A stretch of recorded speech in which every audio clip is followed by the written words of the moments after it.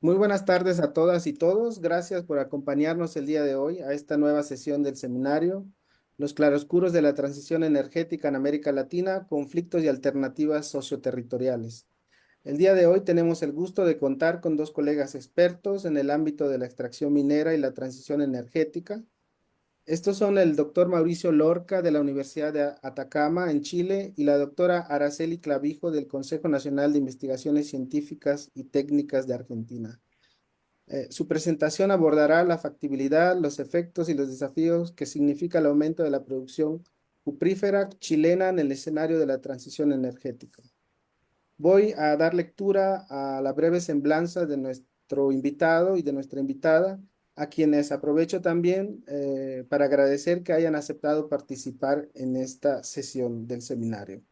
El doctor Mauricio Lorca es antropólogo y doctor en gestión de la cultura y el patrimonio por la Universidad de Barcelona, España. Labora actualmente en el Departamento de Ingeniería en Minas de la Universidad de Atacama, en Chile. En los últimos años ha concentrado sus investigaciones en los efectos que está causando la minería de litio en los salares de Atacama y Maricunga, en Chile, y en la función política que desempeña el patrimonio en contextos extractivistas. Por otra parte, también contamos hoy con la presencia de la doctora Araceli Clavijo, quien es bióloga por la Universidad de Granada, con un máster en Ingeniería Ambiental y Prevención de Riesgos. Posee un doctorado en Ciencias por la Universidad de Buenos Aires, Argentina. Ha sido también becaria postdoctoral de la Universidad Hebrea de Jerusalén, en Israel, sobre conflictos hídricos transfronterizos y también del Instituto de Estudios Latinoamericanos de la Universidad de Columbia. Actualmente, Araceli es investigadora asistente en el Instituto de Investigaciones Energéticas No Convencionales, INENCO, del CONICIT, con sede en Salta. Su trabajo se enfoca en la gestión estratégica del agua, dentro del enfoque del nexo agua-energía, y sus áreas de interés son la justicia ambiental, el acceso al agua de poblaciones vulnerables, la conflictividad socioambiental, y la gestión de procesos sociopolíticos para la toma de decisiones. Después de escuchar a nuestros invitados, a Mauricio y Araceli, abriremos un espacio de intercambio de ideas y también para lanzar algunas preguntas sobre, sobre la exposición. Les recuerdo también que si desean pueden ir escribiendo sus preguntas o comentarios aquí en el chat para quienes nos acompañan o vayan ingresando a esta plataforma, o también pueden enviarlos directamente en los comentarios de la transmisión que se siga a través del canal del CIESAS en Facebook.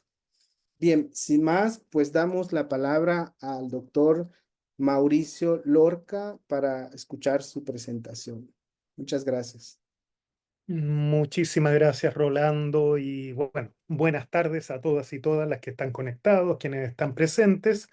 Y sin más, comparto la presentación.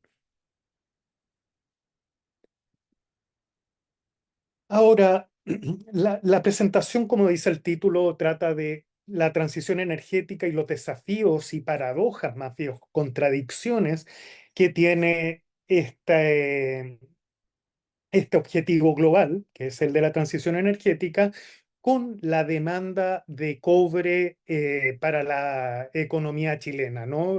Que es el principal productor de cobre a nivel global y que también es el país que guarda las mayores reservas de ese mineral. Ahora, me resulta atractivo también dar cuenta de que cuando hablamos de transición energética tendemos a poner en relieve sobre todo el litio como material crítico estratégico, ¿no? Tendiendo a dejar de lado otros, sobre todo el cobre, que está presente en prácticamente todas las tecnologías digitales. Es por eso que junto a otros colegas, también esto es difícil, es importante de dar cuenta, nos embarcamos en la redacción de un artículo que justamente aborda este tema y que pronto estará publicado. Como resumen de la presentación, ¿no? En primer lugar, En primer lugar, este nuevo orden energético asociado a esta transición desde los energías de carácter fósil a otras de carácter renovable no convencional, tiene una característica que es fundamental. Requiere del uso intensivo de materiales, ¿no? Que son denominados, que son conocidos, denominados como metales de la transición energética. Entre esos metales que, como les comentaba, destaca el cobre, ¿no? Como un componente que es esencial para todos los sistemas eléctricos y digitales, y esto se debe a la alta conductividad eléctrica que tiene, su eficiencia energética y la ductibilidad del material. Ahora, claramente el cobre no es el único que tiene estas características, también la tiene el oro, ¿no? Pero que los componentes eléctricos tengan componentes de oro, lo haría bastante, sí, inalcanzable. De ahí la importancia, la relevancia que tiene el cobre dentro de este proceso de transición, ¿no? Ahora, en lo que vamos a exponer, básicamente lo que queremos, a lo que apuntamos es dar cuenta de las contradicciones, de las paradojas que tiene finalmente la factibilidad, los efectos, los desafíos que significa el aumento de la producción cuprífera chilena en este escenario de la transición energética, básicamente poniendo atención en las contradicciones que hay en tres ámbitos. El primero es el uso de los recursos hídricos, que como sabemos, el agua es fundamental en general para la vida, pero y también para los procesos industriales de la minería. Por otra parte, también hay una dimensión que es fundamental, que es justamente el reemplazo de las energías fósiles por energías renovables en las operaciones mineras. Y por último, algo que es bastante relevante, que es finalmente la gestión de los desechos mineros asociados a la minería. Se le llama de distintas maneras, en Chile les llamamos relaves mineros, ¿no? Que son finalmente los desechos de la minería y que tienen metales pesados altamente tóxicos, ¿no? Y que son potencialmente perjudiciales tanto para el medio ambiente como para la salud pública. Ahora, dentro de las conclusiones que emergen de este trabajo es finalmente que el avance de las fronteras extractivas asociados a la extracción, a la obtención de estos metales de la transición energética, entre ellos el cobre, que nos vamos a referir el día de hoy, finalmente debe hacerse cargo, debe considerar la sostenibilidad económica, claro está, pero asimismo la social y la medioambiental, de manera de garantizar la justicia ambiental. Esto es especialmente estratégico cuando en territorios mineros, como son los del norte de Chile, finalmente es patente que los beneficios asociados a la minería son gozados, le sacan provecho unos ciertos territorios, pero los costos finalmente se concentran en los territorios de extracción y por ende finalmente los sufren las poblaciones que habitan ese lugar. Entonces, como introducción, algunas cuestiones que conocemos todos, ¿no? Finalmente, la transición energética está asociada a los impactos que tiene la crisis climática asociado al calentamiento global. Como podemos ver en pantalla, desde 1850, donde podemos identificar más o menos el comienzo de la era industrial, progresivamente ha sido patente el aumento de las temperaturas, sobre todo a partir del siglo XX y a partir del siglo XXI ese alza de temperaturas es especialmente relevante.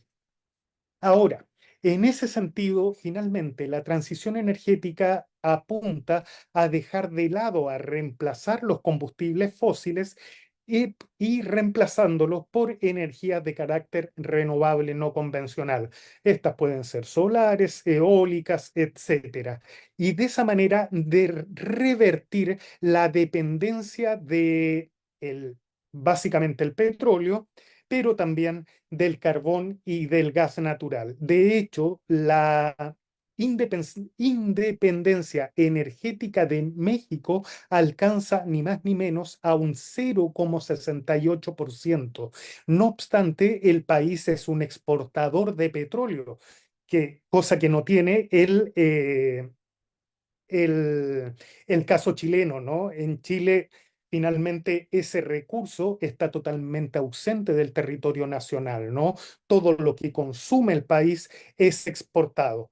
No, como les comentaba, en México, no obstante el país haya exportado ni más ni menos a fecha del año 2022 637 millones de barriles de petróleo, el país importó 1,8 millones de barriles de productos refinados. Eso finalmente nos indica que México es un país dependiente de este tipo de energía.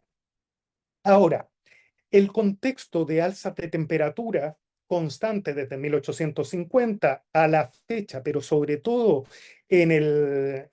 durante el siglo XXI y sobre todo durante los últimos años, ha llevado a que el secretario general de Naciones Unidas, Antonio Gutiérrez, en julio del año 2023, haya decretado, por llamarlo de alguna manera, que el comienzo de la ebullición global.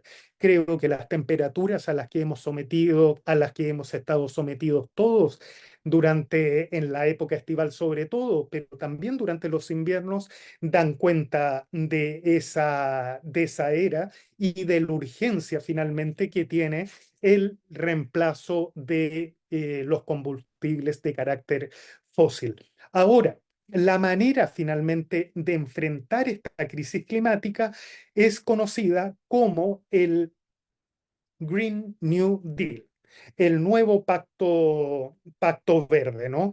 Ahora, este New Deal finalmente lo podemos entender como el conjunto de propuestas, tanto sociales como económicas y ambientales, que finalmente tienen como objetivo la mitigación de la crisis climática mediante el reemplazo de las energías fósiles por otras no convencionales, ¿no?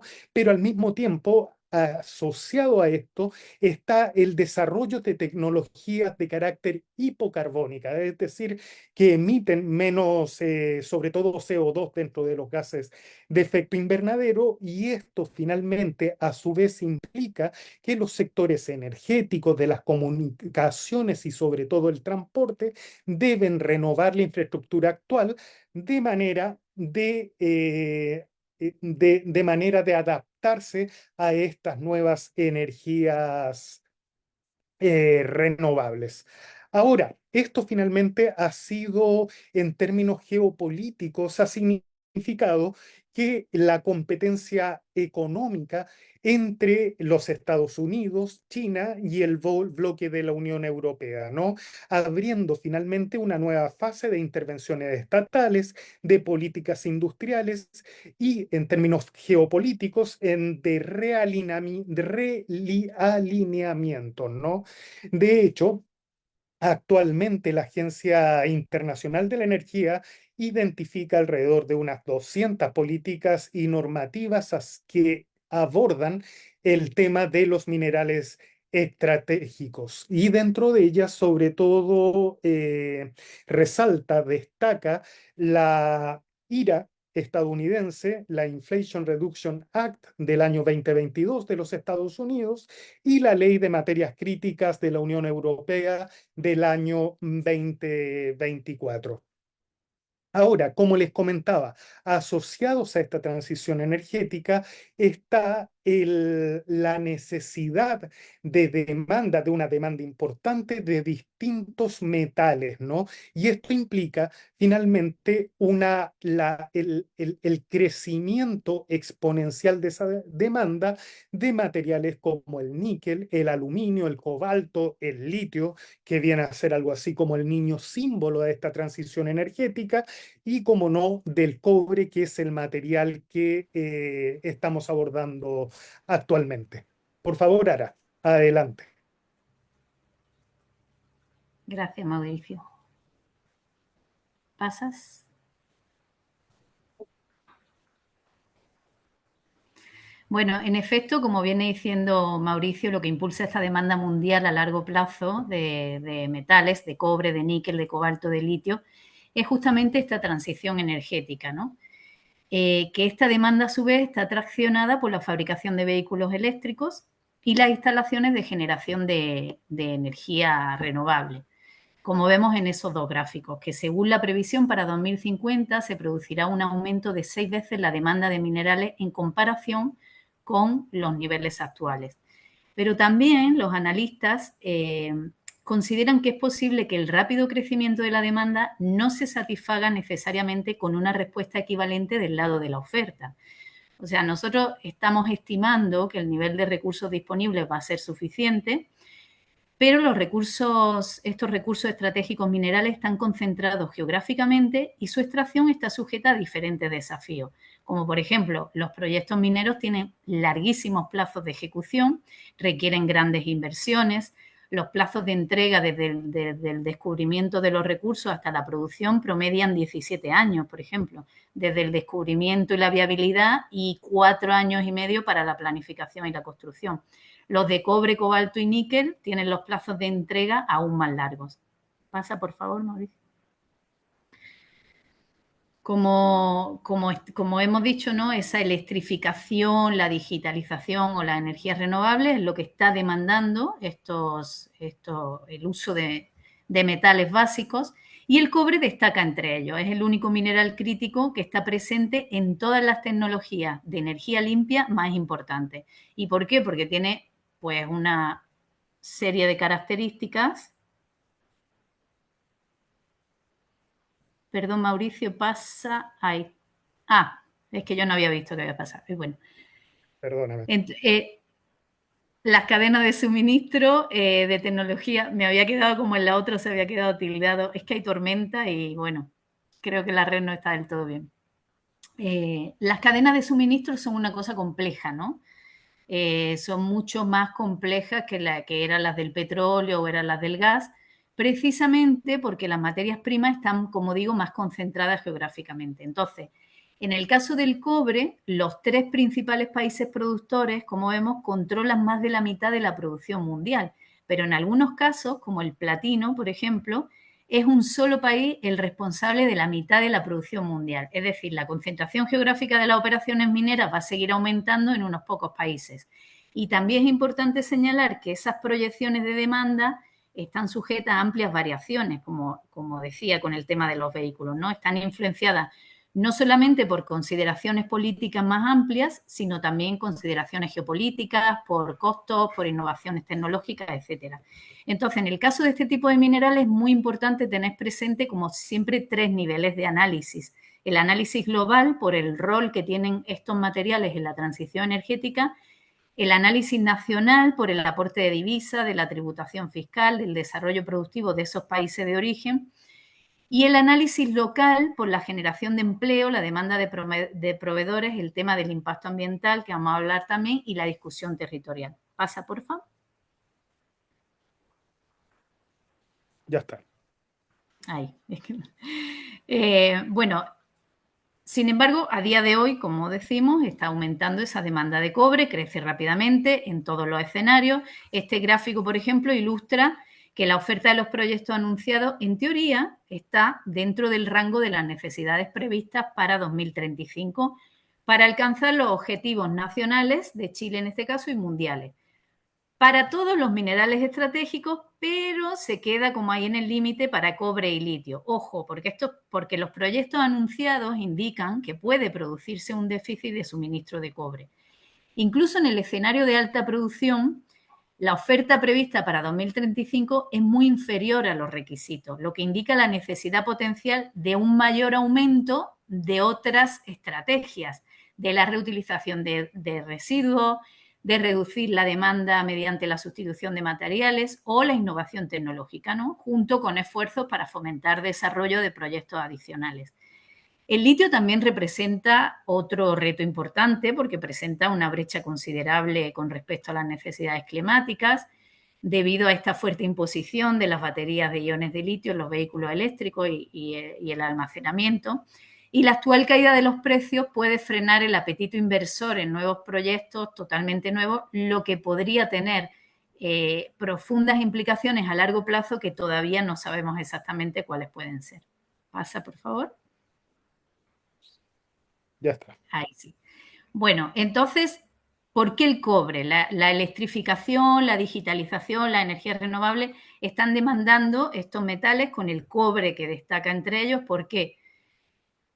Porque es el único mineral que tiene se da toda la serie de características mejores, digamos, dentro de los metales. Tiene una alta conductividad eléctrica, longevidad, ductilidad, eficiencia en el uso de cantidad de material, reciclabilidad. Entonces es clave en la energía eólica y solar, sobre todo en los aerogeneradores y en los paneles fotovoltaicos, los vehículos eléctricos y el almacenamiento de energía también, como hemos dicho. De hecho, los generadores de energía renovable tienen entre 8 y 12 veces más cobre que los generadores que teníamos hasta ahora, que los generadores tradicionales. Entonces, claro, se espera que para 2050 se incremente, las previsiones dicen que en un 200% sobre el escenario actual. Eso significa que en los próximos 30 años, a escala global, habría que producir la misma cantidad de cobre que desde el principio de la historia, lo cual son unos datos tremendos. Y podemos decir además que la minería de cobre tiene como ese doble rol en la transición energética. Y en el caso de Chile, por un lado, es el activador del uso de energías limpias y por otro lado, porque es un elemento clave de las energías limpias. Pasa, por favor. Lo que sabemos es que los vehículos eléctricos, hoy por hoy, con las innovaciones tecnológicas que hay, necesitan 2,5 veces más cobre que un vehículo de combustión promedio, ¿no? Es verdad que el cobre en los vehículos eléctricos ha disminuido de forma constante durante la última década, como digo, por las innovaciones tecnológicas, por los avances que se hacen, por el uso de materiales alternativos de los que no se está hablando tanto, por ejemplo, el aluminio. Pero en este gráfico se ve la evolución de la demanda de cobre en varios subcomponentes de los vehículos eléctricos de pasajeros desde 2015 hasta 2030, junto con la demanda mundial total de cobre impulsada por los vehículos eléctricos para el mismo periodo, y lo que se espera, lo que nos dice, es que la intensidad de cobre por vehículo va a disminuir en casi unos 38 kilos, de 99 en 2015 a 62 en 2030. Y bueno, uno de los factores más significativos va a ser ese thrifting que llaman, ¿no? Que es que continuamente se está mejorando la eficiencia y el rendimiento de diferentes componentes, y eso se va a traducir probablemente, se espera, en una reducción del uso de cobre. Pero como digo, jugamos con esas dos variables, la proyección por un lado de la alta demanda y esta eficiencia que lo reducirá, y exactamente no se sabe cuál va a ser el resultado final en el futuro. ¿Pasa, Mauricio? Ahí está. Bueno, el cobre en la historia de Chile ha tenido un rol destacado, ¿no? En el siglo XIX, la explotación de filones de cobre que eran de fácil acceso, de buena ley, la introducción de hornos de reverbero que permitieron aprovechar los sulfuros de cobre que antes eran abandonados. Bueno, pues situaron al país como el principal productor mundial de este metal. Después, entre 1860 y 1880, el cobre representó el 42% de las exportaciones nacionales y casi el 10% de las entradas fiscales. Después llegaron capitales estadounidenses, comenzaron a explotar los yacimientos más emblemáticos, el Teniente, Chuquicamata, Potrerillos. Y por eso, desde la nacionalización de la gran minería del cobre en 1971, la extracción y exportación de este metal ha sido considerada como el sueldo de Chile. Pasa, porfa. Bueno, este gráfico nos muestra los principales flujos comerciales bilaterales para 5 materiales críticos de los que venimos hablando: cobre, litio, manganeso, níquel y platino. Efectivamente, el material más valioso en valor comercial es el cobre, que es las bandas que están en naranja. El gráfico demuestra también la diversidad geográfica de los países mineros, pero también lo importante que es la minería para economías relativamente pequeñas, como Chile y Perú. De hecho, entre Chile y Perú se explica más de un tercio de la producción mundial de cobre y más de la mitad de las exportaciones mundiales. También los datos indican una cosa importante, que es que China está entre los principales importadores. Por sí sola es el destino de más del 34% del cobre que se exporta en el mundo. Es el mayor importador mundial de níquel en bruto o sin procesar, y también de cobre, de litio, de cobalto y de tierras raras, ¿no? Pasa. Bueno, entonces hay una oportunidad de innovación para países como Chile, que concentran importantes reservas de minerales, pero esta coyuntura, como apuntaba Mauricio también, involucra responsabilidades, porque el avance de las fronteras extractivas en pos de este aumento de minerales para la transición requiere otorgar también sostenibilidad y justicia ambiental a esta minería, ¿no? Entendida como la promoción de la equidad y la rendición de cuentas en materia ambiental. Los derechos ambientales, la protección, la promoción del estado del derecho ambiental, todo esto son factores que hay que tener en cuenta, y los vamos a retomar un poco más adelante.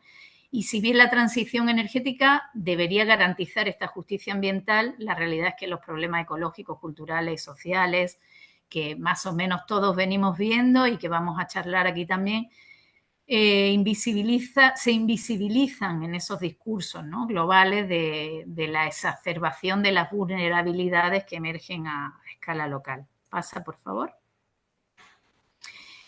Entonces, bueno, lo que sabemos hoy en día es: más minería es igual a más sostenibilidad. Bueno, las transiciones energéticas se presentan como algo sostenible en comparación con los sistemas energéticos basados en combustibles fósiles.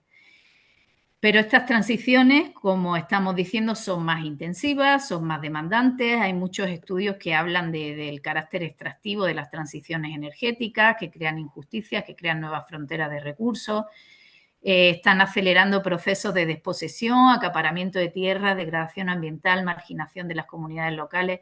En términos generales, cabe decir que las compañías son conscientes de los desafíos e intentan compatibilizar la actual demanda mundial de metales, incorporando a sus operaciones energías renovables no convencionales, implementando agua de proceso de desalinización, optimizando el manejo de residuos, incorporando dimensión social y ambiental en la planificación productiva. O sea, no es que están del todo vuelta la cara la gobernanza del sector minero, ¿no?, la gobernanza ambiental del sector minero. Pero, sin embargo, parte de estos esfuerzos muchas veces parece no disminuir, sino más bien acrecentar los impactos negativos que la minería genera en el medio ambiente. Esto representa una contradicción todo el tiempo, ¿no?, entre la sostenibilidad que debería perseguir esa transición energética y la necesidad de crecimiento económico. Y esta paradoja se refuerza aún más cuando este avance, que es lo que está pasando realmente, se proyecta sobre áreas que son ricas en recursos naturales, pero también que tienen un alto valor ecológico. Están resguardadas muchas veces incluso por categorías de protección ecológica del tipo Parque Nacional, sitios Ramsar, etcétera, otras figuras de protección, que se debería alentar un uso sostenible o incluso un no uso o no explotación. Pero claro, justamente cuando esto sucede, cuando están protegidas esas áreas, no es raro que se solapen los intereses de conservación con los económicos, y normalmente eso va en detrimento de los primeros. Justamente, y lo que comenta Ara recién es el aporte que difundimos ahora, ¿no? La primera parte, transición energética, son la mayoría conocimientos, cuestiones conocidas por todos, ¿no? Y justamente nuestra reflexión apunta a la problematización, a la sostenibilidad que promueve esta supuesta transición energética, ¿no? Y como vamos a exponer, está llena más bien de contradicciones, de paradojas. A lo que comentaba Ara justamente era que estas fronteras extractivas finalmente están teniendo un impacto sumamente importante en lo que es la pérdida de los espacios naturales y de biodiversidad, y al mismo tiempo lleva aparejada la contaminación de la tierra, del agua y del aire, y cuando está cerca de zonas pobladas, también importantes riesgos de la salud pública. Ahora, miren, en en el video que voy a mostrar ahora, si bien no es un caso que involucra el cobre, sino que involucra la extracción de litio desde salares, puntualmente desde un salar que lleva por nombre Maricunga, se ubica en la región de Atacama y está alrededor de unos 160 kilómetros de la capital de esa región, que es la ciudad de Copiapó. Entonces, en primer lugar, la contradicción es que en este sitio hay, ay, en primer lugar, ahí está el salar. En la parte sur del salar hay una laguna que lleva por nombre Santa Rosa y más al sur una laguna que es la del Negro Francisco. Ambas lagunas están conectadas por un corredor biológico, es básicamente agua, pero al mismo tiempo que sustenta ricos ecosistemas. Es decir, son zonas justamente, son espacios naturales que tienen una biodiversidad importante. Tan importante que finalmente estas zonas, justamente lo que está achurado y delineado en morado, son los límites del Parque Nacional Nevado Tres Cruces. Ese parque justamente emerge por las cualidades, por la riqueza ecosistémica que tiene este sitio. Ahí está claramente, se puede apreciar. Al mismo tiempo, uy, perdón,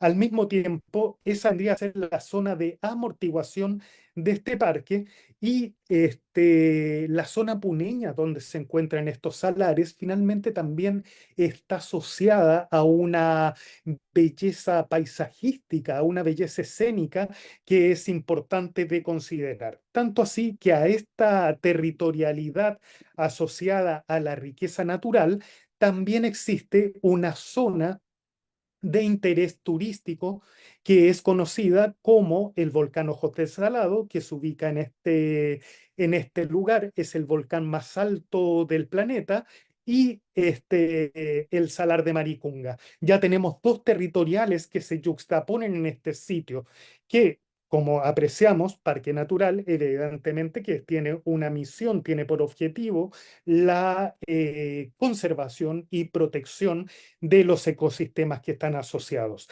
Pero, sin embargo, nos vamos a percatar haciendo un zoom en la zona del salar de que finalmente esta zona, no obstante estar protegida, está completamente concesionada, entregada, son concesiones de carácter minero alrededor, son básicamente minería de oro, también de cobre secundariamente, pero el interés lo concentra sobre todo el interior del salar de Maricunga para para la obtención de litio. Es decir, en este ejemplo, que está asociado justamente al litio, podemos ver cómo finalmente entran en conflicto distintas territorialidades. Pudimos ver una de características medioambientales asociadas al Parque Nacional, otra que está asociada a las características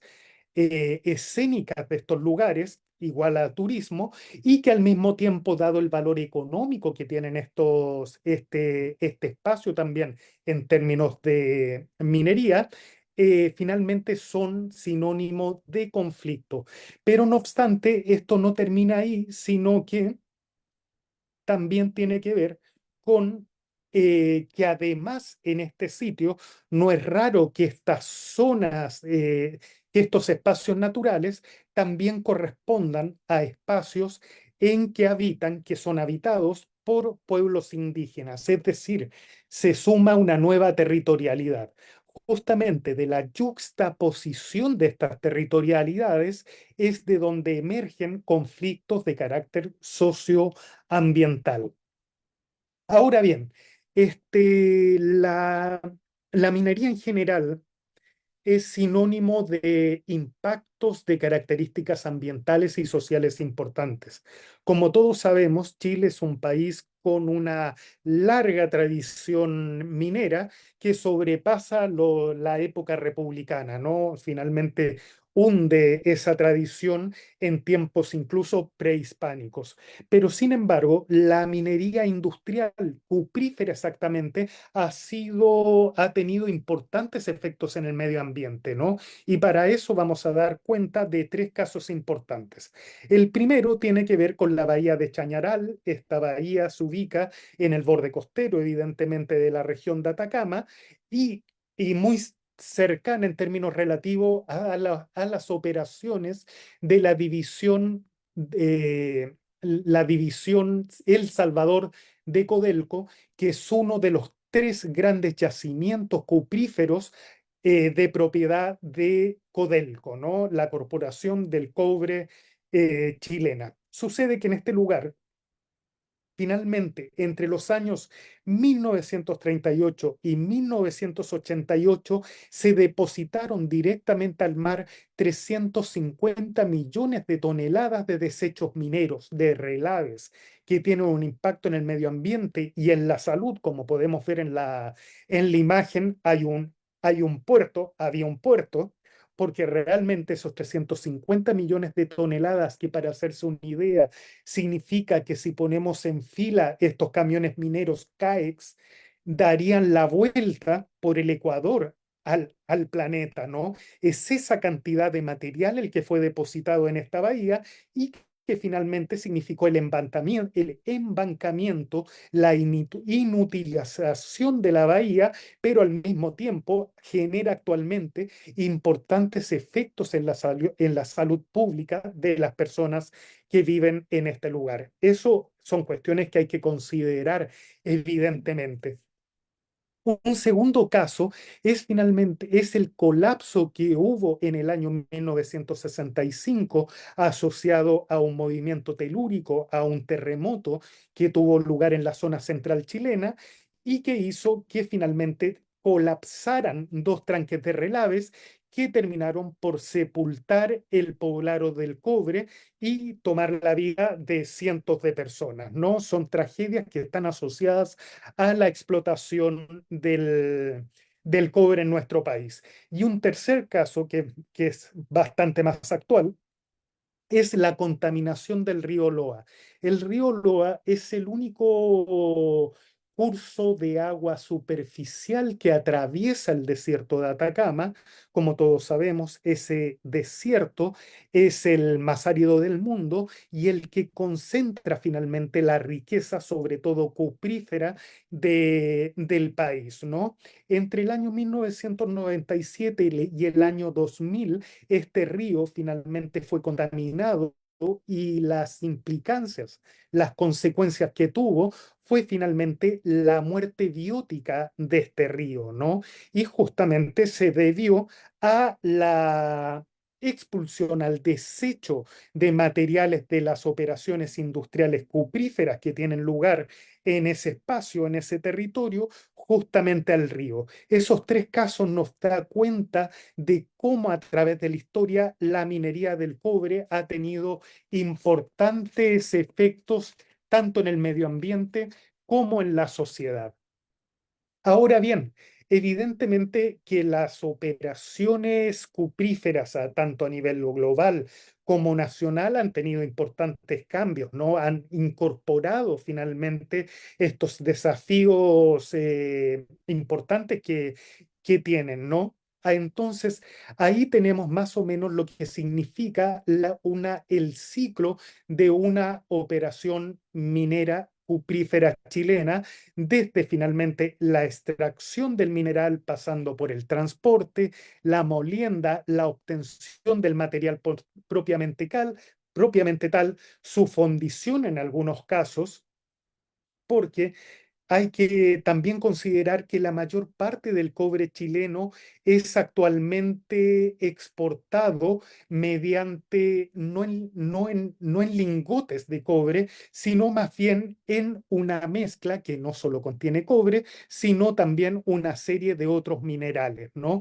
Y que finalmente son fundidos, son tratados, son separados en los países de destino, que como pudimos ver con anterioridad, básicamente parte importantísima, la gran mayoría, es destinado a China.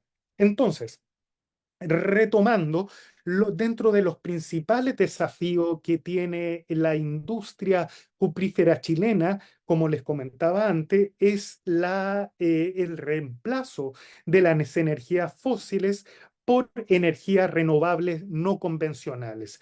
Pero no obstante, esto se plantea como un reemplazo, una sustitución bastante exitosa. El gráfico que está en pantalla nos permite ver que el consumo de electricidad generada proveniente de energías renovables va en franco crecimiento, pero que no obstante también va creciendo el uso de combustibles fósiles, lo que plantea una paradoja bastante importante, ¿no? Y esto se debe a las características actuales, las características que actualmente tienen los yacimientos de cobre chileno, que finalmente han estado permanentemente sometidos a la baja en la ley de los minerales. Esto involucra finalmente que los yacimientos vayan aumentando en profundidad y que las rocas sean más duras. Y esto finalmente significa que los circuitos de acarreo se hagan más largos y a su vez que finalmente estos camiones que tienen como misión el traslado del mineral, finalmente recorran mayor distancia e involucren un mayor consumo de combustibles fósiles y evidentemente de una mayor emisión de gases de efecto invernadero. En pantalla justamente tenemos cómo finalmente desde el año 2001 al año 2022 el consumo de energías fósiles, sobre todo de petróleo, no ha descendido, sino que más bien ha ido en incremento por las razones que les comentaba recién, y evidentemente esto está asociado a la mayor emisión de gases efectos invernaderos. Sin lugar a dudas, acá encontramos una contradicción sumamente importante en los esfuerzos por hacer más verde a la minería chilena. Y por otra parte, otra gran contradicción es la que involucra los desechos mineros, los llamados relaves mineros, que alcanzan magnitudes realmente colosales y asociadas a ellas existen externalidades que son de real importancia, ¿no? Por ejemplo, en la línea segmentada de color azul da cuenta de cómo ha ido creciendo la producción de cobre en Chile desde el año 1970 al 2020. Y esta finalmente ha ido incrementándose, pero posteriormente, justamente por las razones que le comentaba, la baja de ley y los desafíos que tienen con respecto a la profundidad y dureza, profundidad de los yacimientos y dureza de las rocas, es que ha habido una baja importante a lo largo del siglo XXIX, del siglo XXI, tuvo un salto en el tiempo importante, en el siglo XXI que ha significado una baja en la producción. Pero no obstante, lo que quiero mostrar en este gráfico es que si esta es la producción de cobre, la producción de desechos minerales prevista, es decir, finalmente lo que los tranques de relaves están autorizados, las cantidades de toneladas, de millones de toneladas que están autorizadas en los tranques previstos, construidos, asociados a los yacimientos mineros, pasan por lejos la cantidad de cobre producida, ¿no? Y eso finalmente nos provoca o nos hace interrogarnos acerca de dónde emplazar estas grandes cantidades de desecho que tienen, como no, un impacto importantísimo en el medio ambiente, en el entorno natural, y por otra parte también en la salud pública de las comunidades que viven alrededor de las operaciones, ¿no? Por último, también esto, si bien la minería del cobre y sobre todo la de lo que las contradicciones que tienen lugar con respecto a la producción de desechos mineros involucran grandes desafíos, como es dónde emplazar estas grandes cantidades de desechos, también tienen algo así como oportunidades, ¿no? Y una de esas oportunidades es la posibilidad de extraer minerales que están presentes en esos desechos mediante minería secundaria o, como la planteamos en el artículo que les comentaba en un comienzo, una minería de carácter regurgitiva, porque finalmente lo que se plantea es obtener minerales desde estos desechos. Ahora, la verdad que en el país, si bien dentro de los departamentos, dentro de universidades con una tradición minera importante como es donde trabajo, sobre todo en los departamentos de metalurgia, se ha trabajado un montón acerca de esta minería secundaria, hasta el día de hoy no se implementa de manera manifiesta, ¿no? ¿Por qué? Porque finalmente estos relaves tienen justamente un valor económico que hace que muchas veces los dueños, los propietarios de estos relaves, no permitan que la obtención de estos minerales y asociado a esto la reducción de estos tranques, justamente por una cuestión de intereses de carácter económico. Ara, por favor, te doy la palabra. Bueno, como viene diciendo Mauricio, efectivamente son una valiosa fuente los relaves de minería secundaria, siempre y cuando se realizaran con una buena gestión ambiental. Y es verdad que se reduciría el costo porque ahí los minerales, digamos, ya están liberados, ¿no? Y de hecho las leyes de algunos minerales valiosos incluso se sabe y se ha visto que pueden superar a los minerales primarios y reducir a su vez el volumen de relaves, ¿no? Se puede cambiar ese concepto, está potencialmente de no pensarlos como pasivos ambientales, sino transformarlos en un activo ambiental. En esta imagen lo que se está viendo es que hay casi 800 relaves catastrados en Chile que presentan unas 26.000 millones de toneladas de material, pero el dato grave y alucinante es que aumenta en 600 millones de toneladas al año, ¿no? Entonces, la recuperación de relaves es algo que está o debería estar a la orden del día y es uno de los principales retos que está afrontando la minería, sobre todo la minería de este siglo y la minería del cobre. De hecho, ahora en Chile hay un seminario internacional, el Tailings 2024, pero bueno, como dice Mauricio, no son todas las opciones las que se están poniendo sobre la mesa, ¿no? El reprocesamiento de los materiales, de estos materiales depositados, es muy necesario por un punto clave que es la escasez de los recursos naturales. Prolongaría esto la vida de las actuales explotaciones mineras, además de que daría más seguridad, aumentaría la vida útil.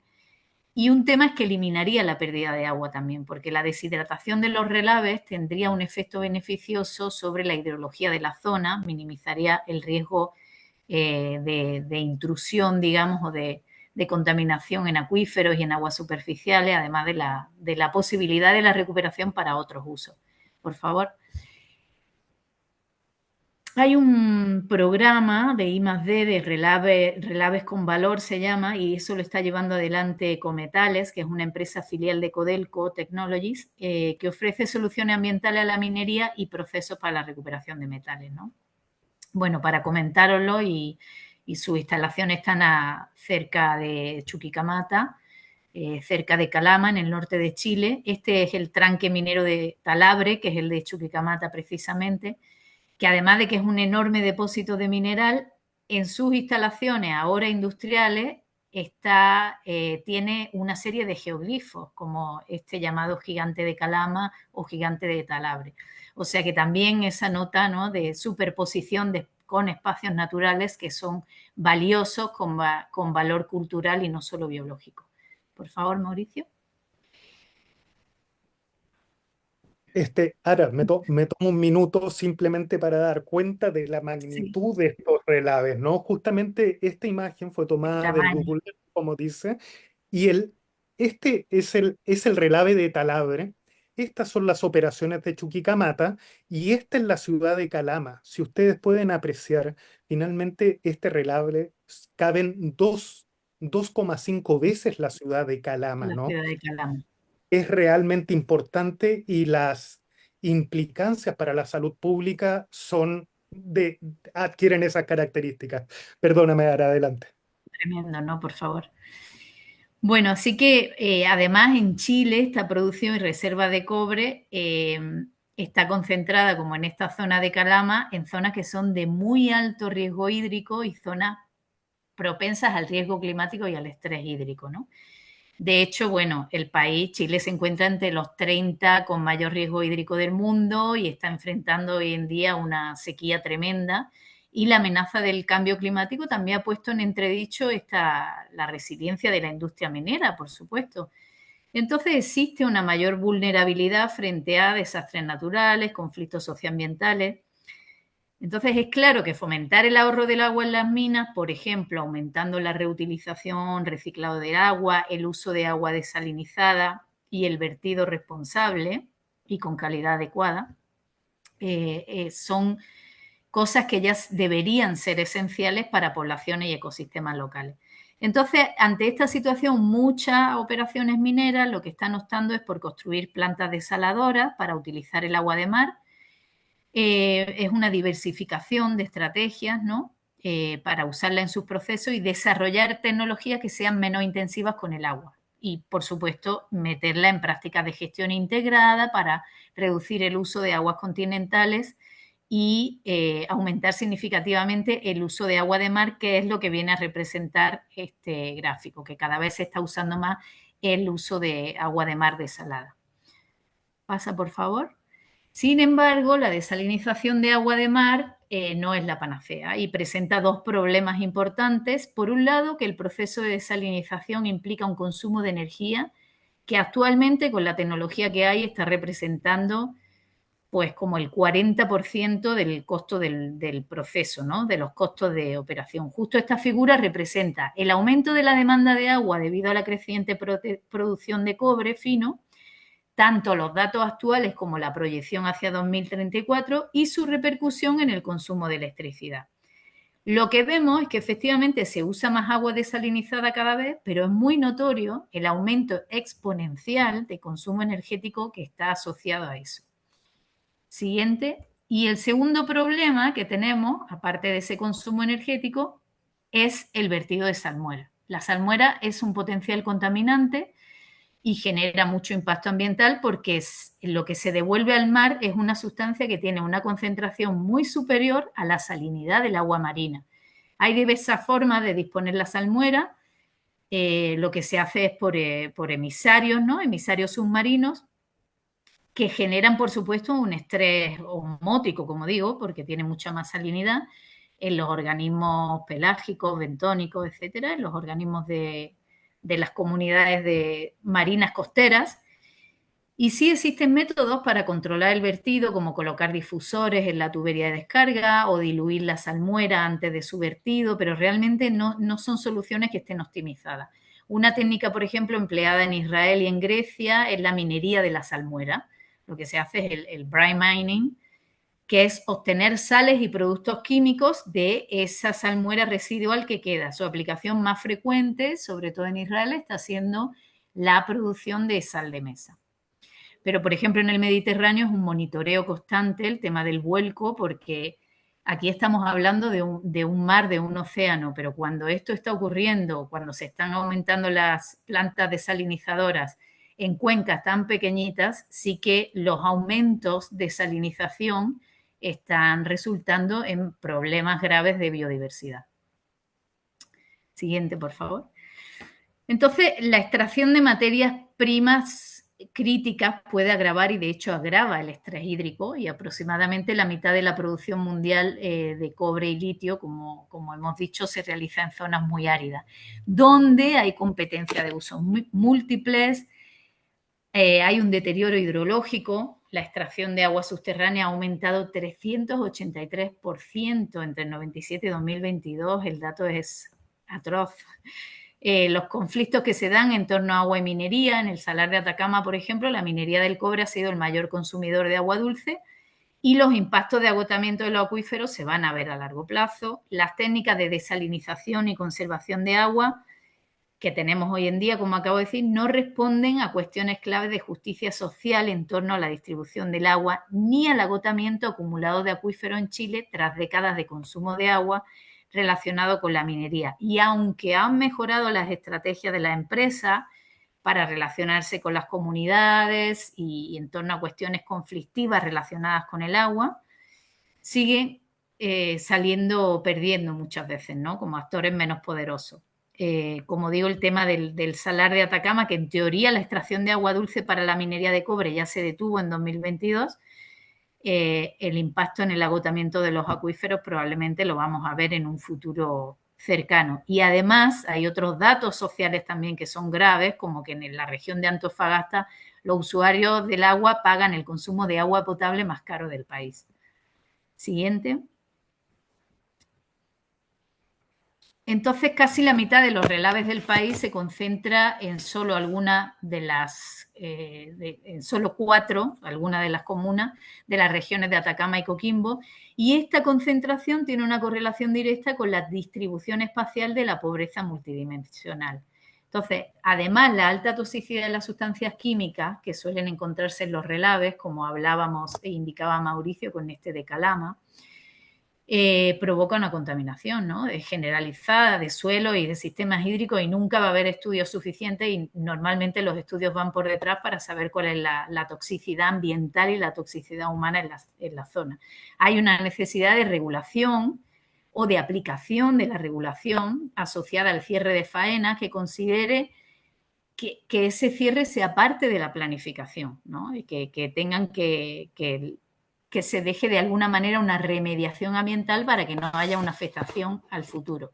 Esto en términos de justicia ambiental, que la justicia ambiental lo que hace es aplicar las teorías de la justicia al campo ambiental, ¿no? Entonces, lo que tenemos sobre la mesa en términos de justicia ambiental es si la transición energética, y de esto hablaba Mauricio al principio, con su fuerte dependencia de la extracción de materias primas, puede implicar una transición realmente justa hacia una sostenibilidad a escala local cuando están desarrollándose o sucediendo estos impactos a escala local, ¿no?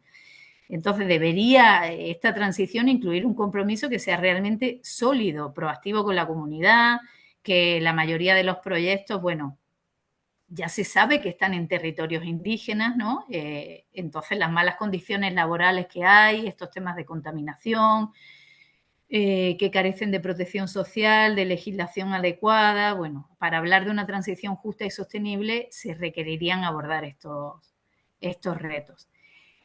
Y pasa, por favor, como conclusiones últimas, bueno, pues que la minería cuprífera chilena ha sido sinónimo de profundo impacto en el medio ambiente y las sociedades que habitan los lugares de extracción, que los impactos distributivos desiguales entre quienes se benefician y quienes asumen los costos de las operaciones mineras arriesga a aumentar en el contexto de la transición energética, y esto es para discutir largo y tendido porque es la transición que hay ahora, que a medida que se extraen más recursos minerales para apoyar esta transición, se está incrementando la pérdida de espacios naturales y de biodiversidad, aumentando la contaminación de la tierra, del agua, del aire, junto con estos riesgos que acabamos de hablar para la salud pública. O sea que el problema que de origen que había termina agravándose. Y por último, que hablar de transición energética significa hablar de mayor demanda de minerales, por ende de mayor minería, pero a su vez significa abordar las cosas que muchas veces nos gusta oír, que son las injusticias, la insostenibilidad del modelo que actualmente se nos presenta para mitigar esta crisis climática. Y la reflexión que queremos dejar también es que la única solución no tiene por qué ser esta, o sea, la única transición no tiene por qué ser esta, y la única solución no tiene por qué ser la solución tecnofinanciera, que es la que tenemos actualmente, ¿no? La que predomina ahora es que en lugar de reducir o repensar el modelo de consumo y abordar las causas profundas del cambio climático y cómo queremos llevarlo a cabo, lo que hace es proponer soluciones tecnológicas para abordarlo, ¿no? Para correr detrás de él. Al tiempo que se apoya principalmente el capital financiero, normalmente no las personas o los territorios locales. Lo que se está buscando es una transición para el crecimiento económico y junto con el apoyo de los mercados para financiarlas y apoyarlas, ¿no? Así que, bueno, tener presente que se puede repensar en otros modelos también. Y bueno, muchas gracias y a disposición si tenéis alguna pregunta. Muchas gracias, Mauricio y Araceli, por esta excelente presentación. Sin duda aborda muchas aristas relacionadas con el aumento de la producción de cobre y sus efectos a nivel social y ambiental. Eh, no sé, Carla, si tenemos alguna pregunta, invitamos a quienes nos estén escuchando a plantearlas, algún comentario. em, Por el momento no hay preguntas ni comentarios en Facebook. En cuanto los pongan, te los paso. Eso es Gracias. que lo hemos explicado todo muy bien. Una Evidentemente. exposición bastante completa. Bueno, vamos a abrir también los micrófonos para escuchar algunos planteamientos. Veo la mano de Alejandro Solís. Adelante, Alejandro. Gracias, muchas gracias. Felicitaciones por el tema. Me parece que es un tema muy pertinente del cual se ha hablado muy poco. Las externalidades de la industria minera asociadas al desarrollo del sector energético. Y bueno, primero una felicitación, segundo, muy atinado el planteamiento sobre la circularización. Em, muy claro el planteamiento sobre la capacidad de producción, sin necesidad de las externalidades ambientales que ya se han comentado. Sin embargo, me llamó poderosamente la atención una gráfica que, por cierto, está en escala semilogarítmica, donde se muestra un crecimiento, pues es una pared, prácticamente es una pared el crecimiento y es exponencial además del desecho y con ello la externalidad y bueno, se habló del tema social y hay un tema económico asociado, bueno, la externalidad que no se internaliza y por lo tanto nadie la paga, pero todos la pagan al final de cuentas. Y uno de los temas que me parece que puede hacer un contrapeso, y ese es un poco el tono de la pregunta, su opinión sobre la idea de que la transición energética privilegie en lo posible la disminución de la demanda de cobre asociado a la transmisión, y eso se llama microredes. Eh, en mi cabeza está la idea de que el sector energético ha venido experimentando un proceso de evolución muy similar al de las tecnologías de información y comunicaciones, descentralizado a distribuido, de hegemónico a un poco más democrático, si se me permite el término. Y pues es un poco la suerte del sector energético, que en el caso de México, por ejemplo, presenta una enorme oportunidad para continuar desarrollándose y ofrecer cobertura y seguridad desde una perspectiva de microredes, sobre todo en favor de comunidades aisladas del sistema interconectado y desde una lógica de economía social. A mí me parece que plantearlo de esta manera, yo le llamo bottom-up, la transición de abajo hacia arriba, pues tiene una ventaja también como contrapeso a la externalidad que significa la extracción desmedida de cobre para poder tender líneas de transmisión. Me gustaría su opinión al respecto. Bueno, Me- muchísimas gracias por la intervención y estoy totalmente de acuerdo. De hecho, justamente yo terminaba diciendo que hay otros modelos, que no sea este modelo tecnoproductivo hegemónico, que realmente es top-down, no bottom-up, como tú estás comentando. Eh, sí que se podría hacer, sería una democratización de la energía, pero aquí obviamente no están jugando cuestiones tecnológicas, que sí las hay, sino cuestiones geopolíticas. Es una de las cosas que cuando en la licencia social, ¿no? Es una de las cosas que se les pide a las mineras, que es que desarrollen los territorios y se le hagan una serie de mejoras tecnológicas y de acceso a la energía a las poblaciones que son directamente afectadas y que están cerca de los proyectos de extracción. Y esta diversificación, democratización, nucleamiento pequeño, ¿no? de las redes y de otros sistemas de energía sí que podría ser una solución factible.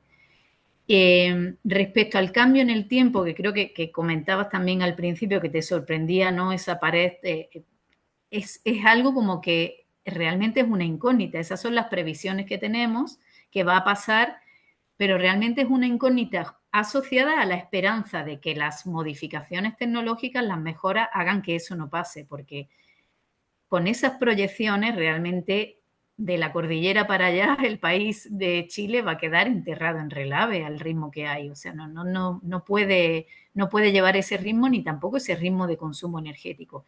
Lo que hemos visto, por ejemplo, en el litio, que el desarrollo ha sido muy rápido con el tema de las baterías, es que ha cambiado mucho el porcentaje de uso de litio en los diferentes modelos de baterías, que ya están entrando las baterías de sodio, ¿no? Que es algo que cambia muy dinámicamente y que cambian además los precios y eso cambia la atracción de la demanda de minerales, o sea, es un panorama completamente cambiante.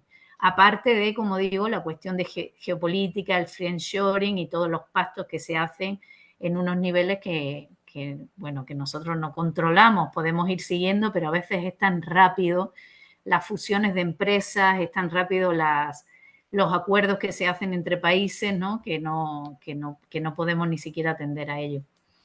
Pues no sé si he contestado o me he unido a tu reflexión, pero bueno, eso tenía para decir. Y gracias. Muchas gracias, gracias y quedó respondido y agradezco el comentario. Muchas Tal gracias. vez, De nuevo, felicitaciones. tal vez Gracias. Mauricio tenga algún comentario que complemente la reflexión en torno a la planteamiento hecho por Alejandro. No Sí, sé. justamente apunta a dar cuenta, a ver, con esto, si bien mucha información, tal vez difícil de digerir, pero algo importante es dar cuenta de que existe finalmente una continuidad en las injusticias ambientales, ¿no? En algún punto dimos cuenta de esta historia de desastres, muerte biótica de un río, colapso de relaves, embancamiento de una bahía producto de lanzar los desechos mineros directamente al mar. Y eso de alguna manera arriesga seguir reproduciéndose en el tiempo. Por mucho que la transición energética se plantee como sinónimo de sostenibilidad, las contradicciones que planteamos con respecto al uso de energía, a la continuación del consumo e incremento del consumo de energías fósiles por la minería cuprífera, a al, a la paradoja también que significa la incorporación de agua desalinizada a las operaciones, que finalmente lleva aparejada mayor consumo de energía, aunque provenga desde energías renovables, finalmente también, por ejemplo, tiene un impacto gigantesco en lo que son los costos de los proyectos mineros. Hace muy poco salió una noticia que daba cuenta de que finalmente el reemplazo de las aguas continentales por aguas desalinizadas tenían la capacidad de aumentar por 7 los costos de un proyecto minero. Y eso finalmente tengo la impresión que los hace prácticamente inalcanzables. Y ni hablar de la cuestión de los relaves. Realmente la producción, la cantidad, la magnitud de toneladas que significa la obtención de cobre son gigantescas. Actualmente los yacimientos mineros tienen una muy baja ley, tanto así que esa ley es de un 0,67%. Es decir, la cantidad de cobre que existe en una tonelada es de menos del 1%. El resto es material de desecho. Entonces, estas grandes cantidades, grandes cifras de producción, de demanda y de oferta de cobre, finalmente tiene un correlato que arriesga el seguir reproduciendo injusticias ambientales que a través del tiempo son evidentes, son patentes. Entonces, a través de este tipo de producción, me refiero al artículo, y de exposiciones como esta, lo que queremos es cuestionar en parte estos discursos, estas narrativas verdes que nos muestran, a propósito del nombre del seminario, el vaso medio lleno, pero no el vaso medio vacío, y para tener una mirada global y más acertada, evidentemente que hay que tomar en cuenta a ambos, ¿no? Muchas gracias, Mauricio. Vamos a ti, Alejandro, por favor. Bien, yo también bueno, estoy también muy emocionado y contento de escuchar esta excelente presentación. A mí me generó varias como preguntas, sobre todo tenía una encaminada a comprender cómo se ha dado, si se ha dado este proceso de cambio a nivel jurídico y político en Chile, si estamos, si se ha transitado hacia una situación de mayor oportunidades para la inversión extranjera en el ámbito de la extracción de cobre en los últimos años, si se ha mantenido, por ejemplo. No sé, eso más bien quería como preguntar si eso, digamos, el aumento en el incremento de la producción de cobre ha ido aparejado con una, digamos, flexibilidad a nivel jurídico y político, a un cambio en un modelo tal vez más, que permite más la apertura de la inversión extranjera en esta industria.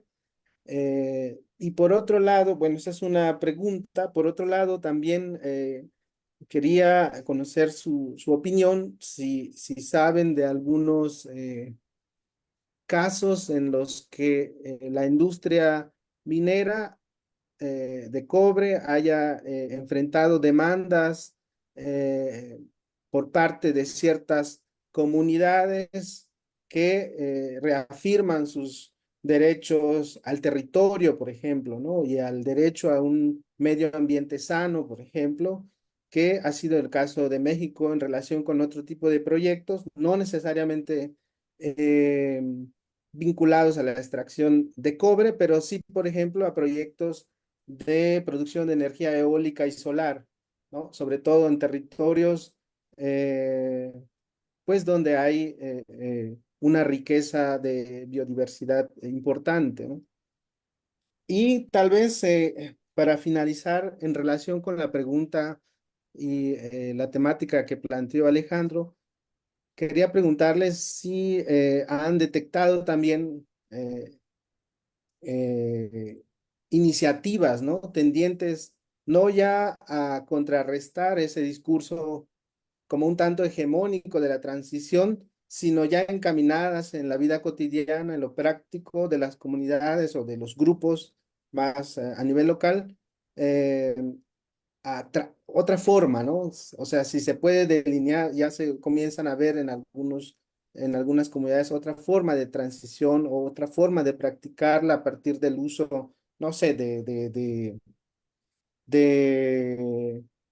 de producción de energía solar a pequeña escala para para una producción a nivel local. No sé si han detectado como este tipo de iniciativas que también pueden estar muy invisibilizadas, pero que también podrían darnos luz sobre otra forma de comenzar a plantearnos desde nuestras investigaciones otra forma de pensar la transición energética, ¿no? Y gracias otra vez por la exposición. No, te agradecemos nosotros, Rolando.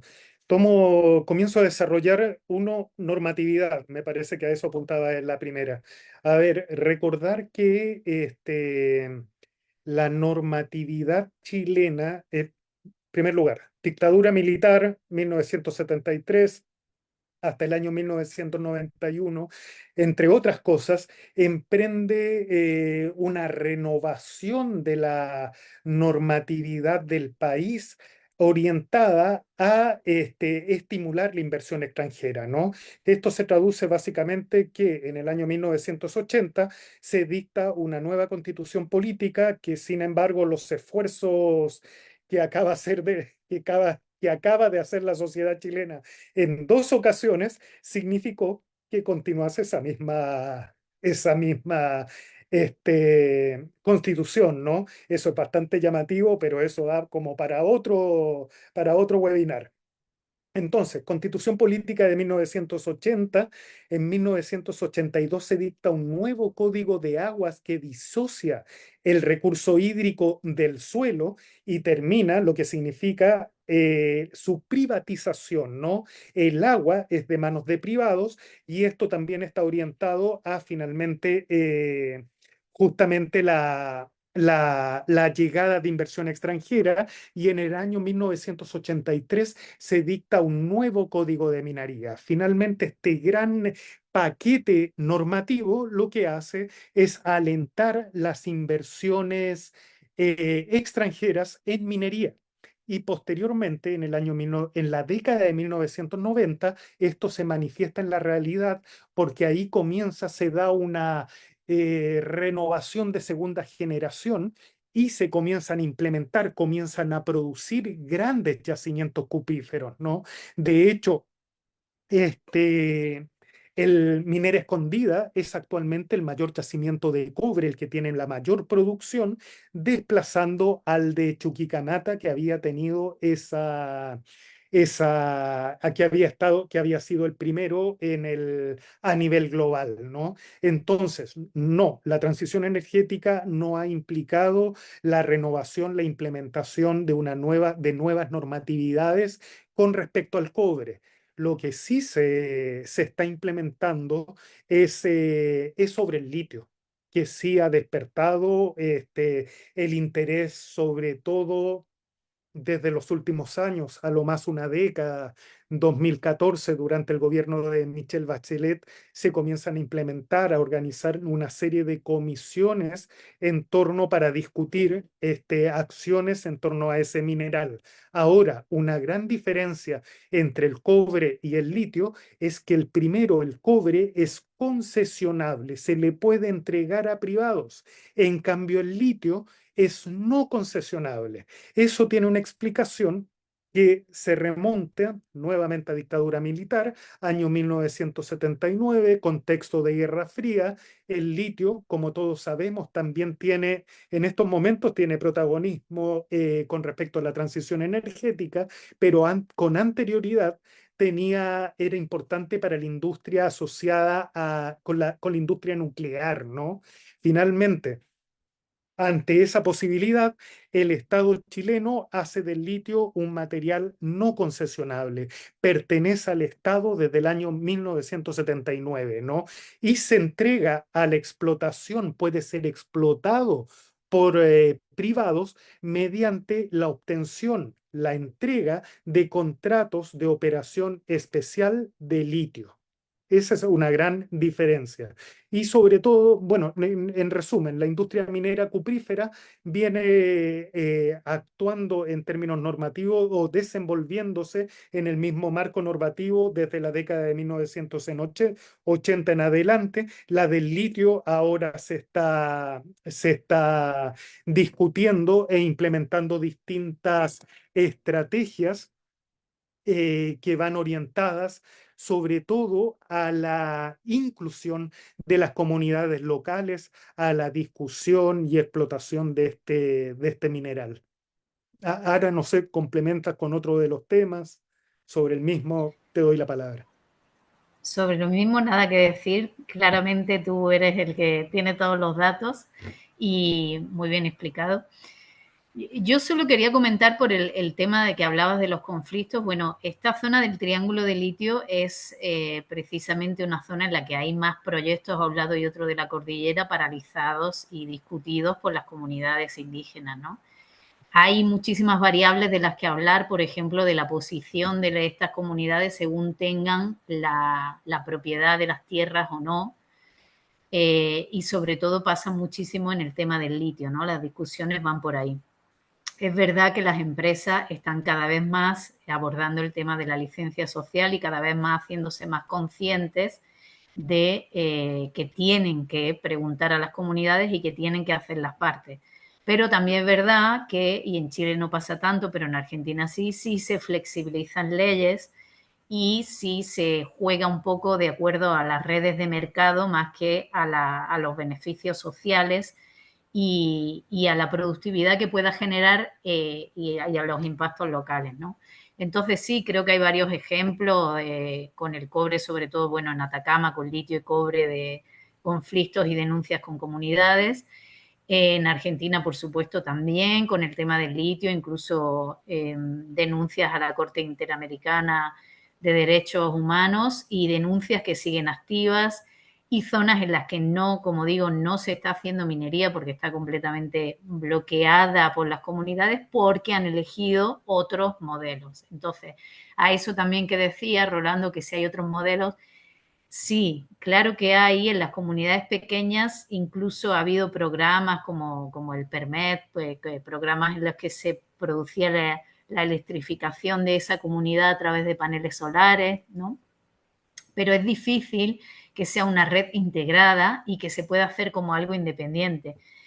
Hay algunos ejemplos a lo largo de muchos países, ¿no? De poblaciones que quedan como independientes a los sistemas, pero no es fácil cuando no hay una infraestructura de transporte, cuando sigues dependiendo de otras cosas, como por ejemplo la educación, la conectividad de Internet o la salud, que por supuesto son cosas que están muy deterioradas en estos territorios. Es difícil hacer modelos paralelos y no depender o no estar esperando que lleguen las empresas a que lo desarrollen o lo den, porque realmente son sitios que están muy abandonados por el Estado también, ¿no? En algún punto.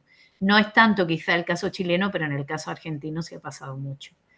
Así que, bueno, eso es lo que tengo que decir del tema de las comunidades. Hay casos emblemáticos, podríamos hablar de algunos que en Argentina son más relacionados con el litio, como Salinas Grandes, como digo, hay comunidades que están permanentemente en pie de lucha y también hay que decir que son no siempre es algo negativo, o sea, son las comunidades las que han propiciado que se modifiquen, cambien normativas, que se repiensen los proyectos, que se replanteen y se hagan mejor el tema de los impactos ambientales, que generen un tiempo prudencial para poder actuar también las comunidades traccionan una situación que hace que ganen tiempo también los estados provinciales para poder interpelar a las mineras y pedirle mayor monitoreo ambiental, mejores datos, una situación más completa de lo que van a hacer ahí, ¿no? Así que para mí me parece un motor fundamental y es lo que llamamos microecología política y es muy necesaria en los proyectos de minería para que se lleve adelante esta contestación de la que siempre hablamos, ¿no? Y poder repensar esos modelos diferentes o por lo menos poder decir, está claro que la minería va a seguir y está en estos territorios, pero vamos a hacerla lo más sustentable posible con las mejores garantías sociales posibles. Mira, me gustaría agregar algo al respecto. En tanto, Chile, como se expuso, Ara comentaba algunos datos acerca del siglo XIX, donde Chile ya era el primer productor mundial de cobre, ¿no? Hubo un lapso de tiempo a fines de ese siglo en que perdió ese lugar y fue reemplazado por Estados Unidos, España, básicamente, pero rápidamente, cuando se implementa la modernización de las operaciones mediante lo que se conoce como la gran minería del cobre, importantes capitales estadounidenses llegan al país y desarrollan grandes yacimientos mineros, Chuquicamata, el Teniente Potrerillos, Salvador. Chile recupera ese primer lugar. Lo que quiero decir con esto, esta larga tradición minera finalmente también ha significado, evidentemente, perjuicios para las poblaciones que viven en esos lugares, ¿no? Dimos algunos ejemplos de daños. importantes. Pero también actualmente en este escenario de transición energética lo que ha hecho el Estado, o más que el Estado, las empresas mineras propiamente tales, es implementar acuerdos, esto con relación al litio, pero también tiene que ver con la minería convencional, porque el litio no es convencional, es una minería, la de salmuera, la de salares, ¿no? También es convencional en algunos yacimientos de roca. En salares, evidentemente toma otras características, ¿no? Entonces, a lo que voy es que en ese contexto se han implementado una serie de negociaciones y acuerdos con las comunidades locales, comunidades indígenas, que finalmente significan, se traducen en básicamente la transferencia directa de importantes sumas de dinero, ¿no? Eso con el objetivo de darle sostenibilidad social a las operaciones. Para las empresas esto ha sido sumamente positivo, porque de alguna manera los conflictos de carácter socioambiental se han aminorado, se llegan a acuerdos, se ha revertido lo que históricamente ha sido: las empresas se llevan los beneficios, las comunidades locales se quedan con los costos, ¿no? En parte también las comunidades locales, mediante esos acuerdos, también se benefician en términos económicos. Pero el correlato de todo esto finalmente significa que el tejido social, que la conflictividad al interior de las comunidades y entre las comunidades ha aumentado, y eso finalmente ha significado la degradación del tejido social de los pueblos indígenas. Y eso es un riesgo sumamente importante. Eso, a colación de todo este escenario bastante dinámico, ¿no? Sí, podríamos pensar que hay como una fragmentación generada por esta dinámica Ya. ¿no? de la permisividad de la implantación de cierto tipo de proyectos energéticos. Tengo, no sé, otra pregunta, tal vez va a desconectar un poco un momento esta discusión, pero a mí me quedó como la duda de si en esta idea de la expansión de las fronteras extractivistas. De hecho, lo que nos comentabas hace un momento nos como que introduce a esta discusión sobre el extractivismo, hasta qué punto se extraen materiales que tienen un alto impacto a nivel ambiental y efectos sociales contraproducentes. Quería preguntarte si los yacimientos cada vez son más o se han detectado zonas donde se abren otros yacimientos nuevos para la extracción de cobre, o sea, hay detectados algunas zonas donde posiblemente haya un alto volumen de concentración de este mineral. Y también hablaron en la presentación sobre los daños a la salud. Entonces, yo quería preguntarte si, o preguntarles cuáles serían como los padecimientos más, eh,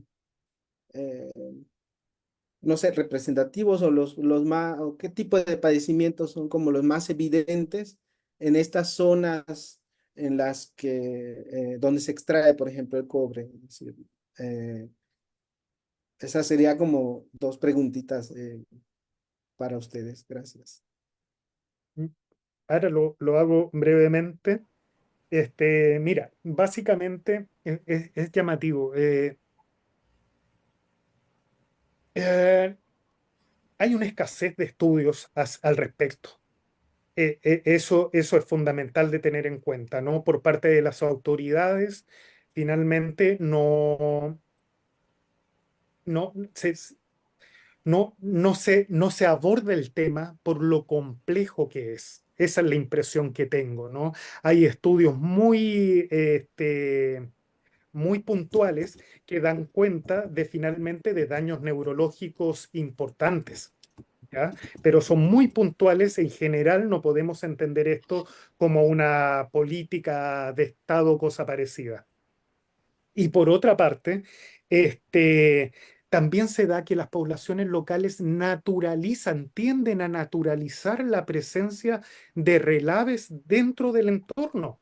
Finalmente, no obstante, están ahí, no se ven cotidianamente, se naturalizan. Y eso finalmente los desresponsabiliza. Finalmente hay lugares en que con respecto a estos desechos minerales, se come, se bebe y se respiran relaves mineros. Y las mismas poblaciones tienden a naturalizar la presencia de estos desechos, ¿no? Esa es principalmente la problemática. Y un aspecto fundamental de la toxicología ambiental, como dice Mauricio primero, que no hay estudios suficientes, que el N, la muestra, tiene que ser muy grande, incluso en los proyectos grandes que se han llevado adelante en países, sobre todo con agroquímicos, se han llevado adelante varios en Argentina, no arrojan un dato que sea verídico, porque además en toxicología ambiental ninguna causa es unilateral, siempre es multifactorial. Entonces, la gente dice, hay más casos de cáncer. Bueno, ¿tiene que ver con eso, con que estén respirando cobre o no, o es algo coyuntural? Es muy difícil demostrarlo, es muy difícil que haya estudios médicos que avalen eso, pero sí que hay muchísimos grupos ambientales y con médicos asociados que sí que están tomando muestras, denunciando en congresos y en diferentes sitios que hay, bueno, que hay una afectación, que por mucho que lleven muchísimo tiempo las comunidades expuestas a eso, no es algo que a lo que estén acostumbrados, digamos, o a lo que los organismos ya estén hechos, sino que sigue afectando muy mucho. Y como dice Mauricio, lo comen, lo respiran, lo beben. Tendríamos que saber qué cantidad de cobre hay en los acuíferos y si eso está llegando a las redes. O sea, hay un montón de elementos para, desde la toxicología ambiental y médica, saber cómo está afectando, en qué medida y en qué enfermedad precisamente está afectando a las personas y al ambiente. Bien, pues muchas gracias por las respuestas y por estas reflexiones tan interesantes. Seguramente abren muchas más interrogantes que se pueden ir abordando en futuras investigaciones, ¿no? En los diversos campos disciplinarios. Les agradecemos enormemente que nos hayan acompañado y compartido sus trabajos son realmente muy interesantes para pensar incluso nuestros propios contextos aquí en el caso de México, donde hay transformaciones a nivel político, a nivel jurídico, donde hay una concepción también que comienza a replantearse sobre la transición energética, donde existen pueblos indígenas en lucha por sus territorios, también impulsando otra forma de relacionarse con los entornos, ¿no? Y también defendiendo sus saberes territoriales. Y bueno, ya para ir cerrando, pues les agradecemos mucho su presencia, sus comentarios, sus respuestas y esperamos poder contar con ustedes en una próxima sesión de este seminario. Muchas gracias, Rolando. Gracias a ti, al CIESA Occidente, por la invitación. Y bueno, ahí hemos dejado nuestros mails, así que estamos a disposición para alguna pregunta que quede en diferido. Sin duda, Abraham, y nos mantendremos en contacto en los próximos días. Eso es. Que esté muy bien. Muchas gracias por todo. Buenísimo, muchas gracias. Saludos Chao, a chao. todos.